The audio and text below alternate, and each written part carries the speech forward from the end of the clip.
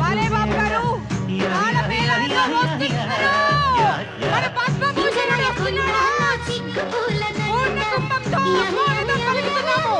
శివపార్వతులు వస్తున్నట్టు సతీ సమేతంగా మన పద్మభూషణుడైన బాలేబాబు గారు మేళతాళాలతో విచ్చేస్తున్నారు. ఒక్కసారి గట్టిగా మీ కరతాళ ధ్వనులతో వారికి స్వాగతం పలకవలసిందిగా మనస్ఫూర్తిగా హిందూపురాన్ని కోరుకుంటున్నాను.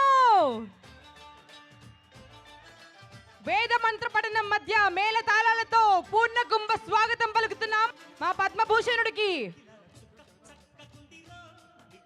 శ్రీరామరాజ్యం నుంచి జగదానంద తారక సాంగ్ పెట్టండి.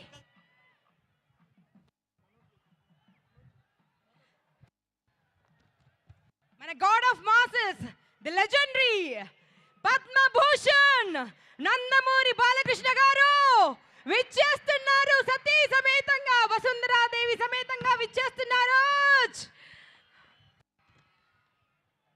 పద్మభూషణుడైన మన బాలేబాబు గారిని చూసి ప్రతి తెలుగు హృదయం గర్వించింది అనడంలో అతిశయోక్తి లేదు.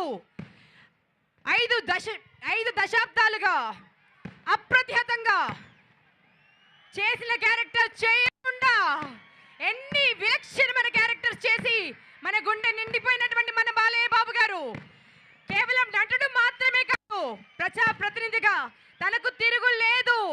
మన హిందూపూర్ కాన్స్టిట్యుయెన్సీని ఒక మోడల్ కాన్స్టిట్యుయెన్సీగా మార్చారు. ఎన్ని అభివృద్ధి పనులు, రింగ్ రోడ్స్ దగ్గర నుంచి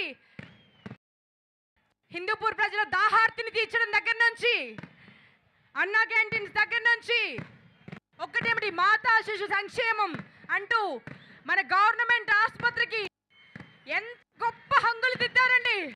అంటే కార్పొరేట్ హాస్పిటల్ సైతం తలదించుకునే విధంగా మన గవర్నమెంట్ హాస్పిటల్ మారింది అంటే ఎవరి వల్ల? మన బాలయ్య బాబు వల్ల. జై బాలయ్య.